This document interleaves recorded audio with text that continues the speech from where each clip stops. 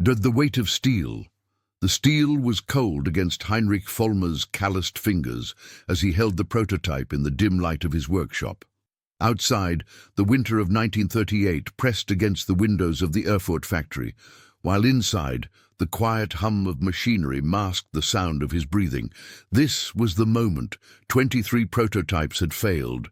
His reputation hung by a thread, and the German military had given him one final chance. The weapon in his hands looked deceptively simple. A compact submachine gun with clean lines and an innovative telescoping bolt. He had no idea he was holding the blueprint for modern warfare. The morning shift whistle echoed across the Irma factory grounds, cutting through the December frost that glazed every surface. Heinrich set the prototype carefully on his workbench and rubbed his eyes. 53 years old, and he felt every winter that had passed through his bones. The young engineers who surrounded him at Irma possessed university degrees and spoke confidently about theoretical ballistics, but Heinrich had learned his craft differently, with his father's hammer in a Bavarian village, with mud-caked machine guns in the trenches of the Great War, and with the weight of watching good men die when their weapons failed them. Herr Vollmer, the testing committee arrives at 10 o'clock. Colonel Weber specifically requested that this demonstration be conclusive. The voice belonged to Franz Müller, Irma's production supervisor, a thin man with wire-rimmed spectacles who had never held a weapon in anger, but understood the business of making them with ruthless efficiency. "It will be ready," Heinrich replied, though his voice carried none of the confidence his words suggested. The crisis that had brought him to this moment had been brewing since the trenches of the Great War. German infantry doctrine still favored the precision of bolt-action rifles and the devastating firepower of heavy machine guns. But the lessons of urban combat and close-quarters fighting were becoming impossible to ignore. Reports from the Spanish Civil War painted a clear picture. Future conflicts would be fought in streets, buildings, and confined spaces where traditional weapons failed. What soldiers needed was something between a pistol and a machine gun, portable, reliable, and devastating at close range. Yet the military establishment remained skeptical, viewing submachine guns as crude gangster weapons, unworthy of professional armies. Heinrich walked to the small window that overlooked the factory yard. Workers moved like ants between the buildings, their breath visible in the cold air. Steam rose from the coffee cart, where men gathered before their shifts, sharing cigarettes and quiet complaints about the weather. It was a scene that reminded him of his childhood, ordinary people doing necessary work, unaware that history might pivot on what happened in workshops like his. He remembered his father's hands, permanently stained with soot from the forge, shaping steel with patience and precision. "The metal tells you what it wants to become," his father had said. "Your job is to listen." Heinrich had listened to metal his entire life, but he had also listened to something else, the desperate voices of soldiers whose lives hung in the balance when their weapons jammed at the worst possible moment. In the muddy chaos of Verdun, he had watched a young corporal die trying to clear a jam from his rifle while enemy troops advanced through the wire. The boy couldn't have been older than 19, with pale blue eyes and a photograph of a girl tucked into his helmet. Heinrich had cleaned that rifle afterward, finding nothing more than a simple feeding failure that could have been corrected in seconds under different circumstances. The memory still woke him some nights. "Herr Vollmer?" Franz Müller had returned, looking nervous. Behind him stood a figure Heinrich recognized but had never met. Colonel Weber himself, early for the demonstration, and wearing an expression that suggested patience was not among his virtues. "Colonel!" Heinrich straightened, wiping his hands on a rag. "I wasn't expecting you for another hour. I wanted to see the weapon before the formal test." Weber stepped closer to the workbench, his eyes immediately drawn to the prototype. "This is what has cost us 18 months and enough steel to build a tank." The criticism stung, but Heinrich had endured worse. "Yes, sir. though I believe you'll find the investment worthwhile." Weber lifted the weapon, testing its weight and balance. Heinrich watched the colonel's face carefully, looking for signs of approval or dismissal. What he saw instead was curiosity, the expression of a soldier who understood that wars were won and lost on such details. "It's lighter than I expected. The pressed steel construction reduces weight while maintaining strength. The telescoping bolt design allows for a more compact weapon without sacrificing barrel length." "Telescoping bolt?" Weber's eyebrows rose slightly. Heinrich felt a spark of hope. "Yes, sir. The bolt wraps around the barrel, which improves balance and control. It also reduces the overall length of the weapon, making it more practical for close-quarters combat." For a moment, the only sound in the workshop was the distant hum of machinery and the whistle of wind through the factory's high windows. Weber continued to examine the prototype, his soldier's instincts evaluating weight, sight picture, and the feel of the grip. Heinrich found himself holding his breath. "We'll proceed with the test," Weber said finally. "But understand, Vollmer, this is your last chance to prove this concept has merit. The army has other priorities, and patience for experimental weapons is not unlimited." As the colonel left with Müller trailing behind, Heinrich returned to his workbench. The winter light slanting through the windows caught the metal of his creation, making it gleam like something precious. But Heinrich knew better than to trust in hope. He had learned long ago that the only thing more dangerous than failure was the weight of unexpected success. If stories like this make you question what you'd do in someone else's boots, tell us in the comments how you imagine you'd react in this camp, and stay with us for the next chapters. The testing range behind the Irma factory had been cleared of snow, leaving patches of dark earth that steamed in the morning cold. Heinrich stood beside a wooden table laden with ammunition magazines, his hands steady despite the tremor in his chest. Colonel Weber positioned himself 10 meters away, flanked by 2 junior officers who looked as skeptical as their superior. The demonstration would either vindicate 18 months of work or end Heinrich's career at Irma. Heinrich had spent his life in the shadow of more celebrated engineers. Born in 1885 to a blacksmith in a small Bavarian village, he learned the language of metal and mechanics before he could properly read. His childhood was marked by poverty and the constant sound of his father's hammer against steel. When the Great War came, Vollmer served as a machine gun technician, watching young men die because their weapons jammed in mud or failed in the chaos of trench raids. He returned home carrying the weight of those failures, determined to create weapons that would never abandon a soldier when death was seconds away. "Begin when ready, Vollmer," Colonel Weber called out. Heinrich lifted the prototype, feeling its familiar weight in his hands. The weapon that would eventually be designated the MP40 represented everything he had learned about the balance between simplicity and effectiveness.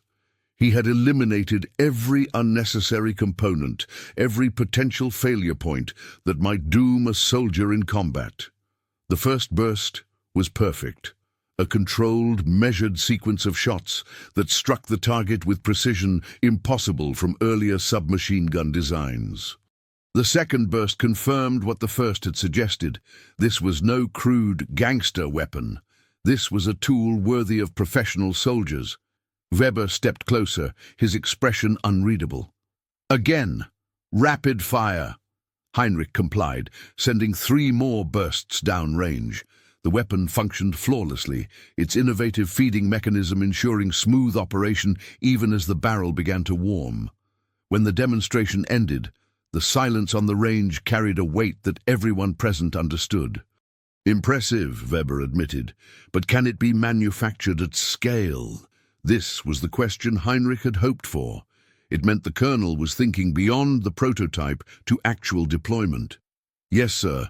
The pressed steel construction requires no specialized tooling. Semi-skilled workers can produce these weapons quickly and efficiently."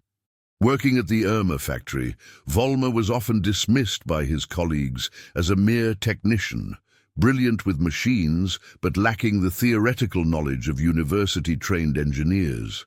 This dismissal stung deeply, but it also freed him to think differently.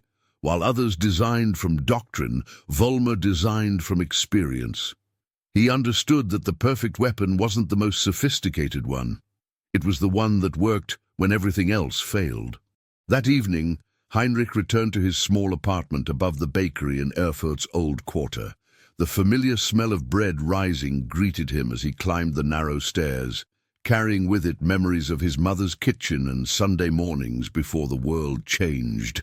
His landlord, Herr Brenner, was a veteran of the Franco-Prussian War who had lost his left arm at Sedan, but never his appreciation for good engineering.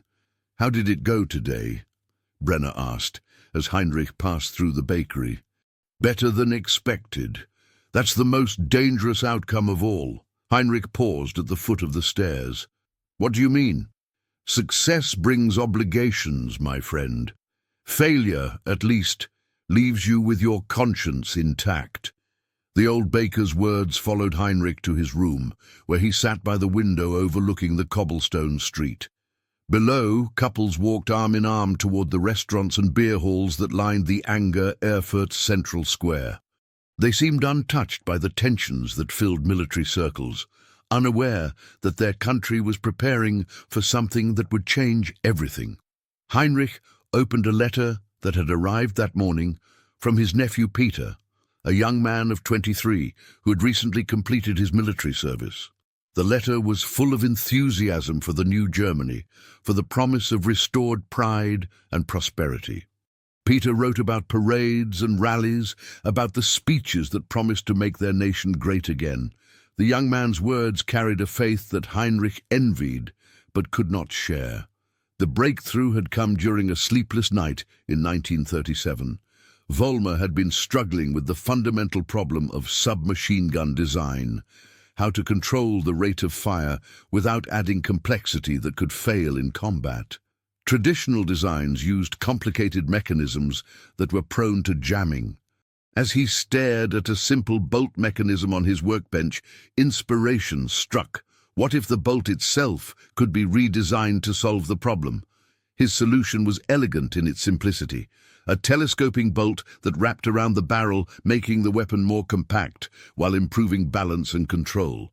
But inspiration had come with a price Heinrich was only beginning to understand. Each successful test brought him closer to a moment when his creation would leave the controlled environment of the workshop and enter the chaotic reality of combat. He had designed the weapon to save lives, to give German soldiers an advantage that might bring them home safely. Yet he could not escape the knowledge that every weapon saved lives by taking others. Heinrich walked to his desk and pulled out a photograph from the war, his old unit standing beside their machine gun position somewhere near Passchendaele. Most of the faces in that photograph belonged to young men who never saw Germany again.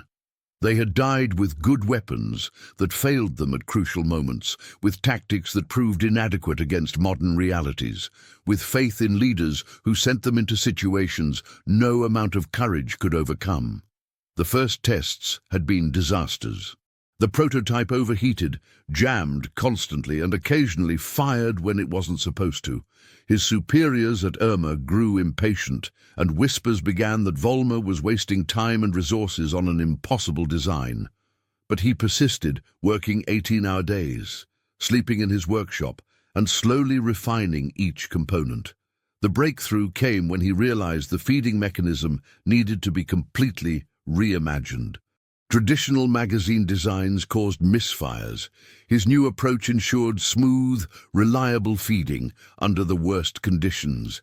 Outside his window, the last light of winter evening painted the buildings of Erfurt in shades of amber and shadow.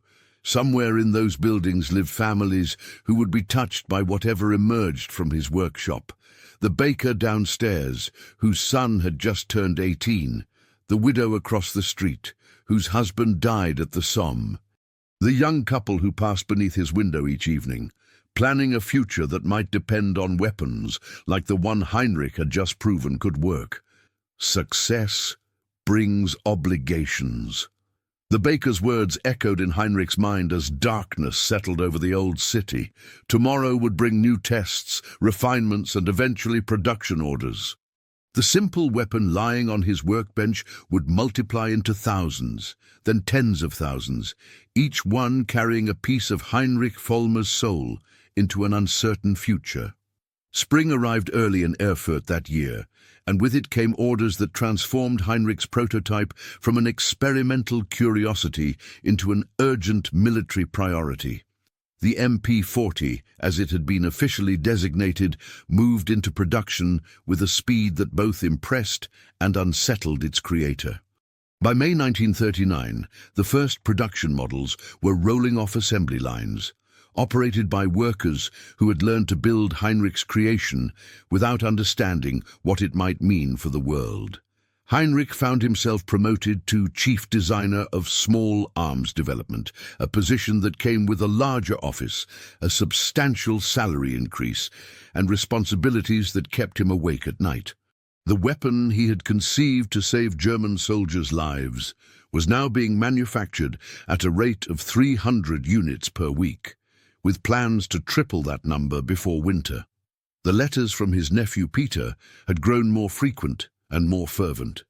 The young man wrote about his assignment to a paratroop unit, about the honor of serving in an elite formation, about the equipment they were receiving. In his latest letter, Peter mentioned a new weapon that was revolutionary, a compact submachine gun that would give German forces an unprecedented advantage in close combat. Heinrich read that letter 3 times before setting it aside. His nephew didn't know that Uncle Heinrich had designed the weapon he praised so enthusiastically. The irony tasted bitter, like coffee left too long over heat. Herr Vollmer, the production reports. Franz Müller entered Heinrich's new office carrying a folder thick with manufacturing statistics. The numbers told a story of industrial efficiency that would have impressed Heinrich under different circumstances. Quality control reports showed defect rates well below acceptable standards. Worker productivity exceeded projections. Material costs remained within budget parameters. Everything was proceeding exactly as planned. Excellent work, Franz. The schedules are ambitious but achievable. There is one matter, Müller hesitated. The military liaison has requested modifications to the standard model, something about specialized versions for different combat roles. Heinrich nodded. He had expected this. Military organizations never accepted any weapon as perfect. There would be variants for different users, modifications for specific missions, endless refinements that would keep the weapon in production for years. The simplicity that had driven his original design would gradually give way to complexity as field commanders discovered new ways to employ his creation. Schedule a meeting for next week. We'll discuss the specifications then. After Müller left, Heinrich walked to the window overlooking the expanded factory complex. Where once there had been a small testing range and a few workshops, now there were 3 large manufacturing buildings, administrative offices, and housing for workers brought in from other regions. The success of the MP40 had transformed not just Heinrich's life, but the entire character of Irma's operations. The weapon's influence was already extending beyond German borders. Intelligence reports suggested that other nations were developing their own versions of close-quarters combat weapons, inspired by rumors of German innovations. The Soviet Union was reportedly working on a submachine gun design that incorporated some of the same principles Heinrich had pioneered. The Americans, initially dismissive of such weapons, were beginning to reconsider their position as reports filtered back from observers in Spain and China. Heinrich received a visitor that afternoon, Colonel Weber, now promoted to general and carrying responsibilities that encompassed the entire small arms development program. Weber looked older than his years, with grey threading through his hair and lines around his eyes that spoke of late nights and difficult decisions. "Congratulations, Vollmer. Your weapon has exceeded every expectation." "Thank you, General." though I suspect this visit isn't purely congratulatory." Weber smiled grimly. "You know me too well. I need to discuss the future production schedule. The Army is requesting delivery of 15,000 units by Christmas." 15,000. Heinrich felt the number settle in his stomach like a stone. Each unit represented a soldier equipped with his creation, carrying it into whatever conflicts the future might bring. 15,000 weapons meant 15,000 opportunities for his design to prove itself in the harsh laboratory of combat. "That's achievable," Heinrich said, "but I'll need authorization to expand the workforce again. You'll have whatever you need." That evening, Heinrich sat in his apartment reading a letter from his sister Anna, who lived in Munich with her husband and 3 children.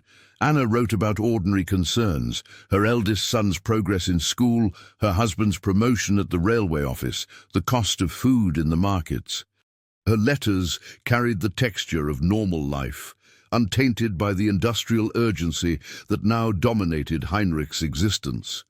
But even Anna's letter contained hints of the larger currents moving through their country. She mentioned parades and rallies, new buildings rising in Munich, young men in uniform seen increasingly on the streets. The excitement in her words was genuine, though Heinrich wondered if she understood what that excitement was building toward. "Do you think you'd cling to what you were taught back home, or to what your own eyes see in a place like this? Comment which side you'd lean toward, and share this episode with someone who loves real human stories from history." Heinrich walked to his desk and began composing a reply to Anna's letter. He wanted to tell her about his work, about the weapon that bore his name and his soul. He wanted to explain that every innovation carried consequences, that every solution created new problems, that progress often moved in directions its creators never intended. But he found himself writing about safe topics instead: the weather in Erfurt, his health, his hopes that her family remained well. Some truths were too heavy to share, especially with those you loved. Outside his window, the lights of Erfurt twinkled like stars fallen to earth. Somewhere in those lights lived the families of workers who now depended on Heinrich's creation for their livelihoods. Somewhere in the darkness beyond the city, young men like his nephew Peter prepared to carry that creation into an uncertain future.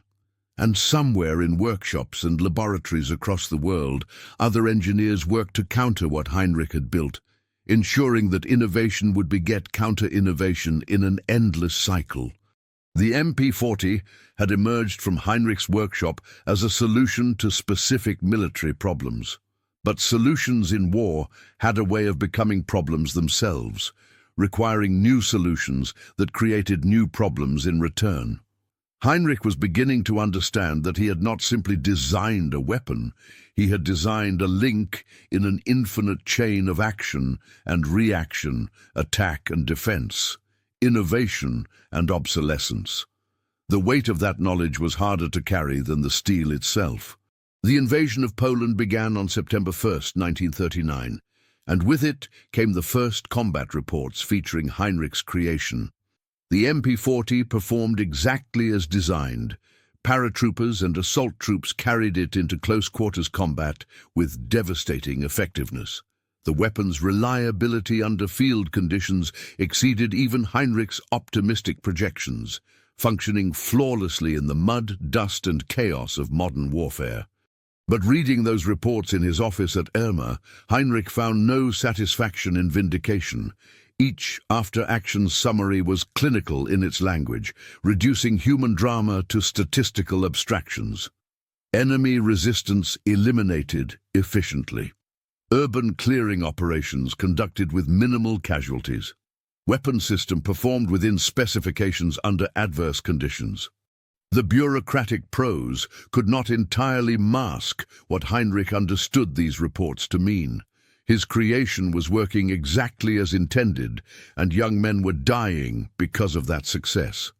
"Sir, we've received a request from the Medical Corps." Heinrich looked up from the stack of field reports to see Klaus Weber, a young engineer recently assigned to his department. Not related to General Weber, despite the shared surname, Klaus was the son of a clockmaker from Dresden and possessed the meticulous attention to detail that such parentage might suggest.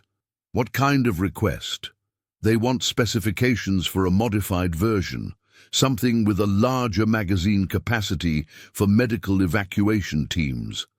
Apparently, the standard model has proven so effective that medical personnel are requesting it for self-defense during casualty recovery operations. Heinrich set down the field report he had been reading. The irony was almost too perfect. A weapon designed to create casualties being modified to protect those who treated them. War had its own logic, indifferent to human intentions or moral complexities. Draft a preliminary response. We'll need to consider weight implications and reliability impacts before making any modifications.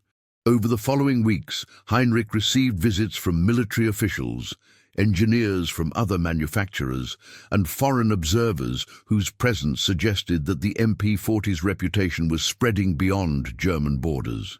Each visitor brought requests, suggestions, or questions that reflected their own understanding of what Heinrich's creation might mean for their particular circumstances.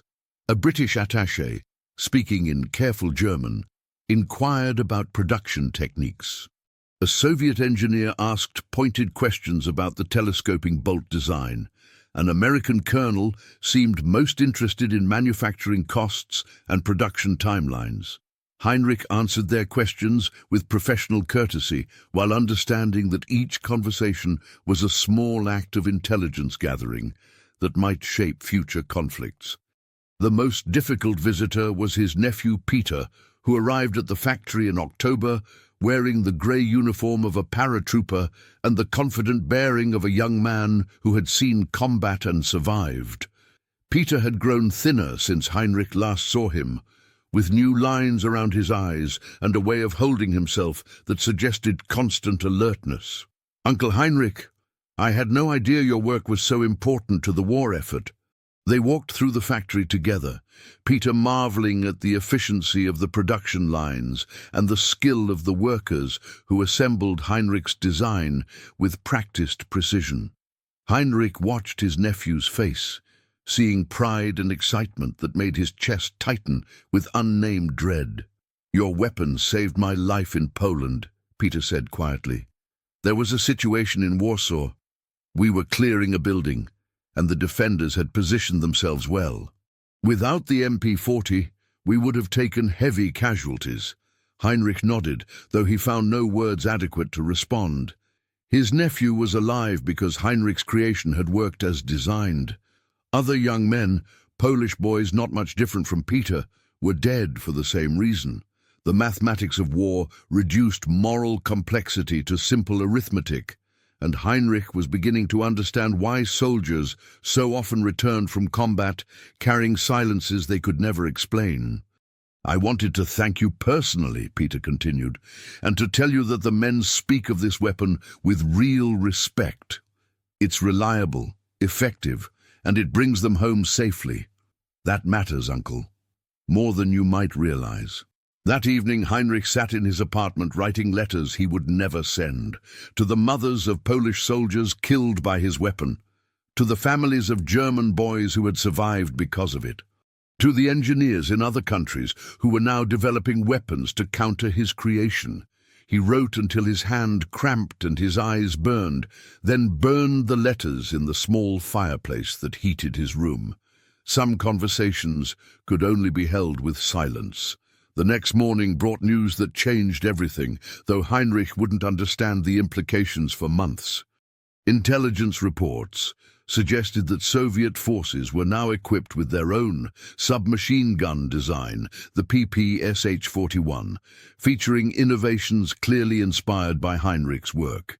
The weapon appeared to incorporate the same principles of simplicity and reliability that had driven the MP40's development, adapted to Soviet manufacturing capabilities and tactical doctrines.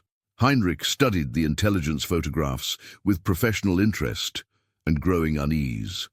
The Soviet weapon was crude compared to his creation, but it was also simpler to manufacture and potentially easier to maintain under field conditions. More importantly, the photographs suggested production numbers that dwarfed German capabilities. Where Heinrich's factories might produce thousands of MP40s, Soviet industry appeared capable of producing tens of thousands of their derivative design. "Sir," Klaus Weber appeared in his office doorway. "There's someone here to see you." A doctor from the military hospital in Berlin. Dr. Sarah Brenner was a woman in her mid-40s with grey-streaked hair and hands that moved with the practiced efficiency of someone accustomed to working under pressure. She wore a medical corps uniform, but carried herself with the authority of someone whose expertise transcended military hierarchy. "Herr Vollmer, I've come to discuss something that may be uncomfortable for both of us." Heinrich gestured to the chair across from his desk. "Please sit. How can I help you?" "I've been treating wounded soldiers from the Polish campaign, both German and Polish casualties. The wounds I'm seeing from your weapon, they're different, more consistent, more precise." Heinrich felt something cold settle in his chest. "I'm not sure I understand." "The MP40 is more accurate than previous submachine gun designs. When it hits someone, the wound patterns are more predictable. That makes my job easier in some ways. I know what to expect when treating these injuries, but it also means that when your weapon hits someone, they're more likely to stay hit." The conversation continued for another 20 minutes, though Heinrich would remember little of the specific words. Dr. Brenner spoke about wound ballistics, about the medical implications of weapons design, about the responsibility that creators bore for the consequences of their innovations. She was not accusatory. Her tone remained professionally neutral throughout, but her message was clear. Heinrich's creation was working exactly as designed, and people were dying more efficiently because of it. After she left, Heinrich stood at his office window, watching workers stream home from their shifts.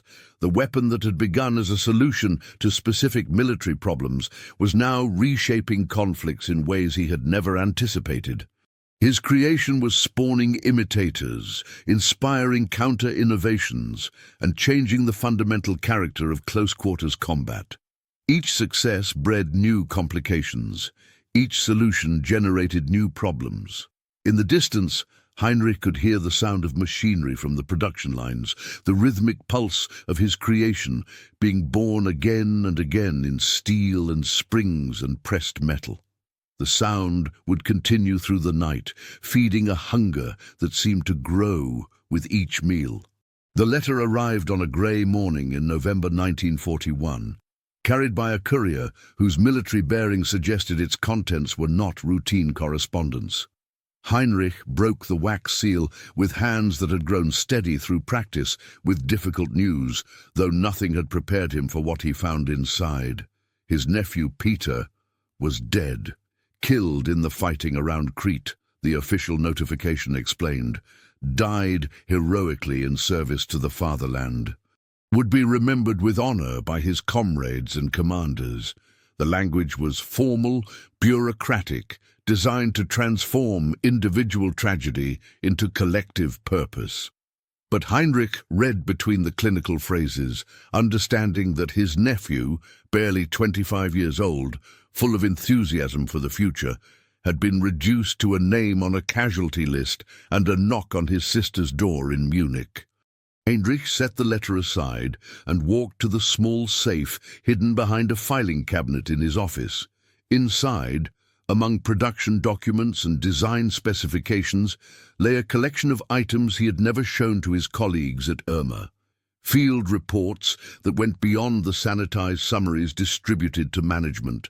Photographs sent by contacts in military hospitals. Letters from soldiers who had used his weapon in combat. Some grateful, others haunted by what they had been required to do. But the most troubling document was one Heinrich had written himself. A detailed analysis of his creation's impact on modern warfare, compiled over months of careful research and painful reflection. The MP40 had indeed revolutionized close-quarters combat exactly as intended. It had given German forces a significant advantage in urban fighting, exactly as planned. And it had inspired a global arms race in submachine gun development, exactly as Heinrich had begun to fear. The Soviet PPSH-41 was now in mass production, with intelligence estimates suggesting monthly output that exceeded German capabilities by a factor of 5. The Americans were developing their own grease gun, a crude but effective weapon, clearly influenced by Heinrich's innovations. Even the British, initially resistant to submachine gun concepts, were reportedly working on their own designs. Heinrich's solution to German tactical problems had become the world's problem, spawning generations of derivative weapons that would outlive the conflicts that created them. A knock on his door interrupted these dark thoughts. Enter. Klaus Weber stepped inside, carrying a manila folder and wearing an expression of barely contained excitement. "Sir, I have the preliminary reports from the Eastern Front. The MP40's performance in Russia has been exceptional." Heinrich accepted the folder without enthusiasm. He knew what these reports would contain: statistics that confirmed his weapon's effectiveness, casualty ratios that demonstrated its tactical value, recommendations for increased production to meet field demand, numbers that reduced human complexity to mathematical abstractions. "There's something else," Klaus continued. "I've been corresponding with engineers at other facilities. The weapon's influence is spreading faster than we anticipated. 3 different countries are now producing variants of your design, and at least 6 others are in various stages of development." Heinrich nodded slowly. This was not news, but confirmation of what he had suspected for months.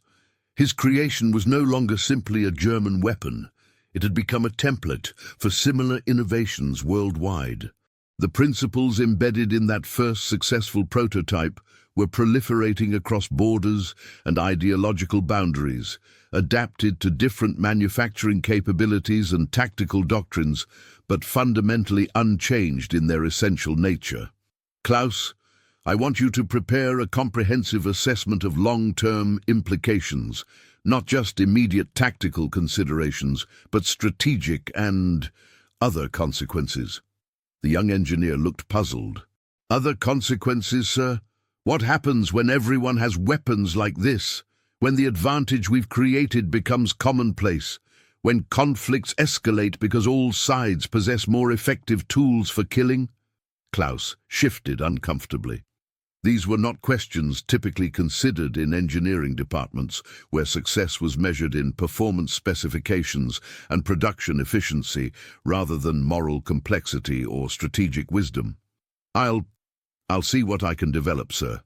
After Klaus left, Heinrich opened the folder containing the Eastern Front reports. The language was familiar by now, clinical descriptions of tactical engagements where his weapon had proven decisive, urban fighting in Stalingrad, where MP40-equipped units had cleared buildings with unprecedented efficiency, close-quarters battles in Russian forests where the weapon's reliability had given German forces crucial advantages, villages and towns across the vast Soviet landscape where his creation had written its signature in steel and smoke.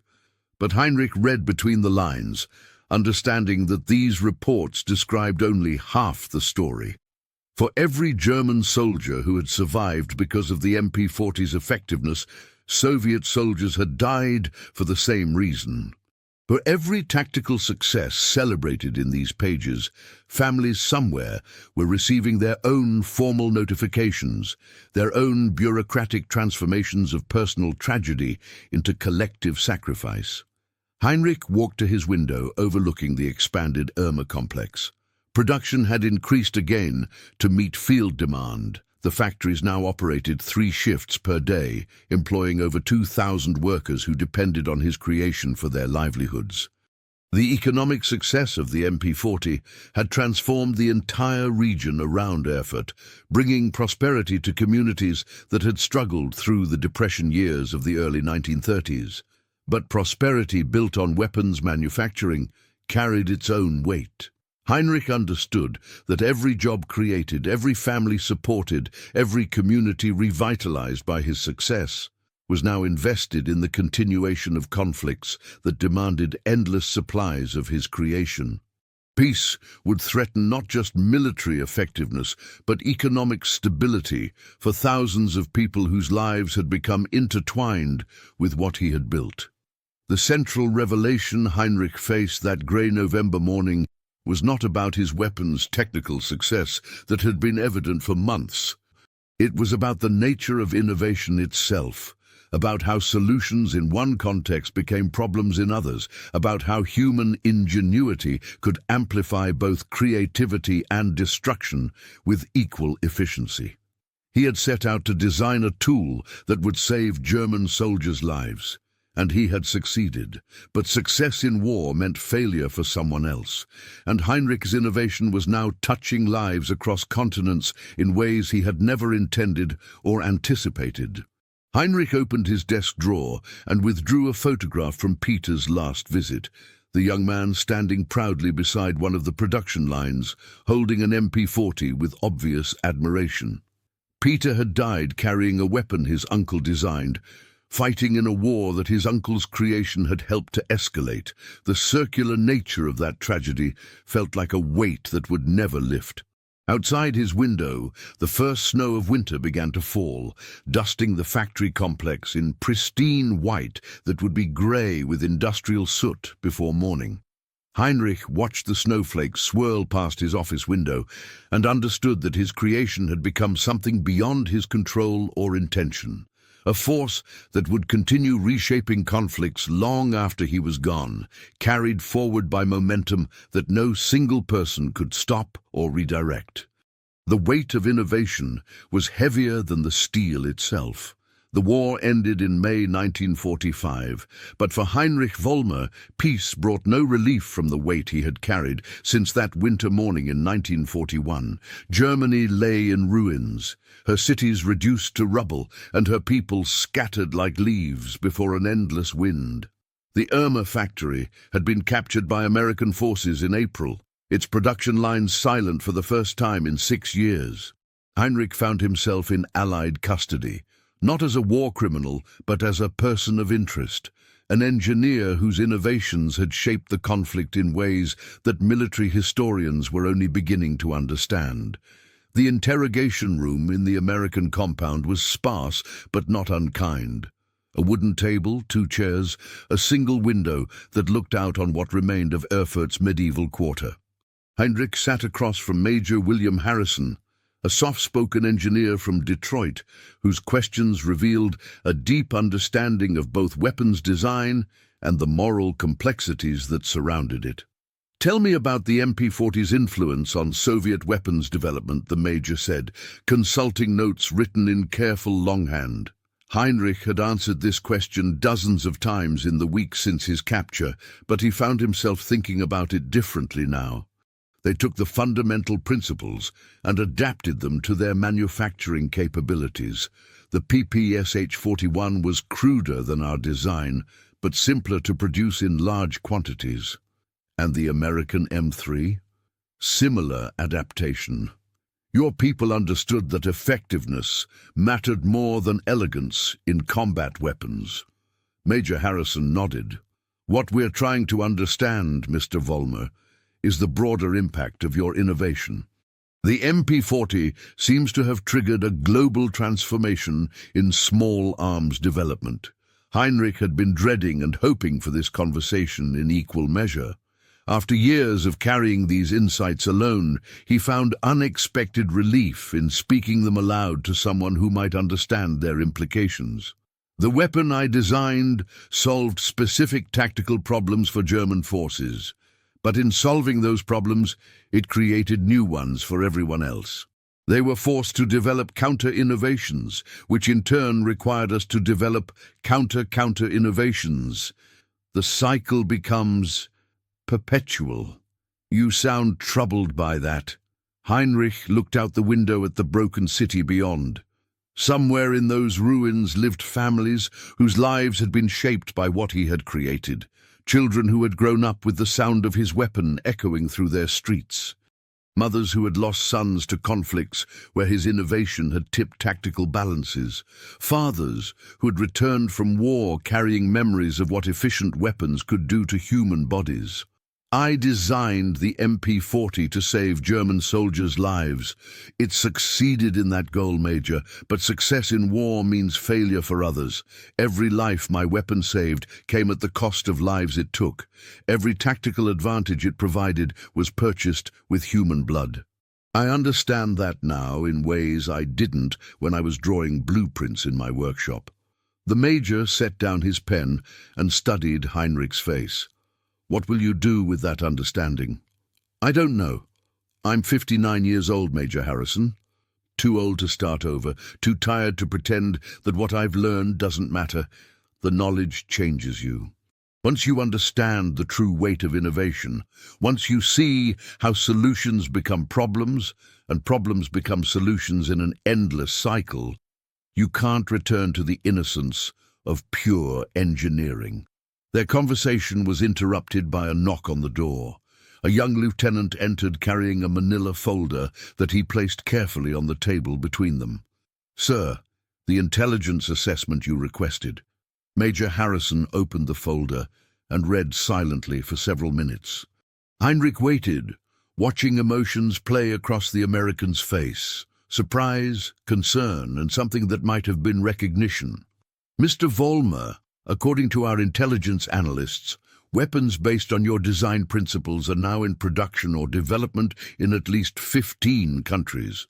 The MP40's influence has spread far beyond what anyone anticipated." Heinrich felt something that might have been pride or might have been horror. He could no longer distinguish between them. His creation had achieved a kind of immortality, surviving the collapse of the regime that had commissioned it and spreading across the world like seeds on the wind. "There's something else," the Major continued. "We've identified Heinrich Vollmer derivatives in weapons captured from Chinese Communist forces, Indian independence fighters, and resistance groups across occupied Europe. Your innovation has become universal. Universal."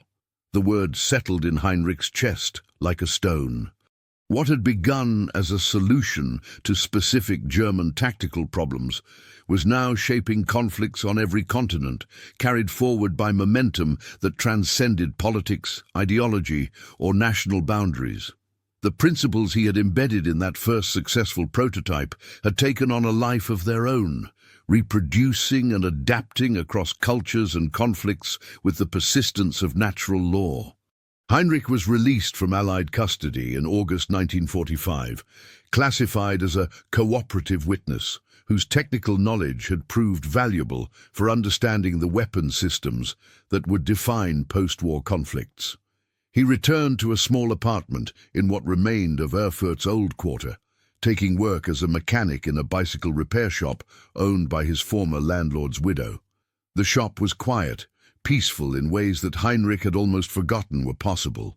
He worked with his hands again, fixing broken chains and adjusting gears for customers who knew nothing of his past. Children brought bicycles with crooked wheels and bent handlebars, chattering about school and friends and plans for summer adventures. Their innocence was precious to Heinrich in ways he struggled to articulate. In the evenings, he walked through Erfurt's slowly recovering streets, watching families rebuild their lives among the ruins of what had been. Some recognized him, the famous engineer who had brought prosperity to their region, but most did not. Heinrich preferred anonymity, finding peace in the simple act of helping people fix things that were broken rather than creating new ways to break them. He never married, never spoke publicly about his role in developing the MP40, and never returned to weapons design despite numerous offers from various governments and manufacturers. When asked about his wartime work, Heinrich would smile sadly and change the subject. Some burdens were too heavy to share, even with those who might understand their weight. Years later, Military historians would note that Heinrich Vollmer's innovations had indeed triggered a revolution in small arms design that continued long after his death in 1977. The MP40's influence could be traced through generations of weapons development, its principles adapted and readapted for conflicts across the globe. Vollmer's telescoping bolt design became standard in submachine guns worldwide, though few remembered the quiet engineer who had conceived it. But Heinrich's true legacy was not the weapon itself, but the understanding he had reached about the nature of innovation and responsibility. In his final years, he spoke quietly to a few trusted friends about the weight of creation, about how solutions could become problems, and problems could become solutions in cycles that outlived their creators. He understood that the steel was not the heaviest thing he had carried. It was the knowledge of what that steel had become in the world. The MP40 production lines that had once churned out thousands of weapons fell silent, but the principles Heinrich Vollmer had embedded in that first successful prototype continued to influence weapon design for decades. In the end, it wasn't the weapon that endured. It was the quiet revolution of a man who had dared to imagine warfare differently and who had learned to carry the full weight of that imagination. If this story reminded you that even in the darkest times, small acts of humanity still matter, subscribe to the channel, tell us which country you watch from, and invite someone to revisit history with us in the next story. Heinrich died in his sleep on a winter morning in 1977, 39 years after he had held that first successful prototype in his workshop. On his bedside table lay a photograph of his nephew, Peter, and a small piece of steel, a fragment from the original MP40 prototype that he had kept as a reminder of the moment when everything changed. The steel was cold to the touch, as it had always been, but Heinrich had learned that memory was heavier than metal and that kindness was harder to forget than hate.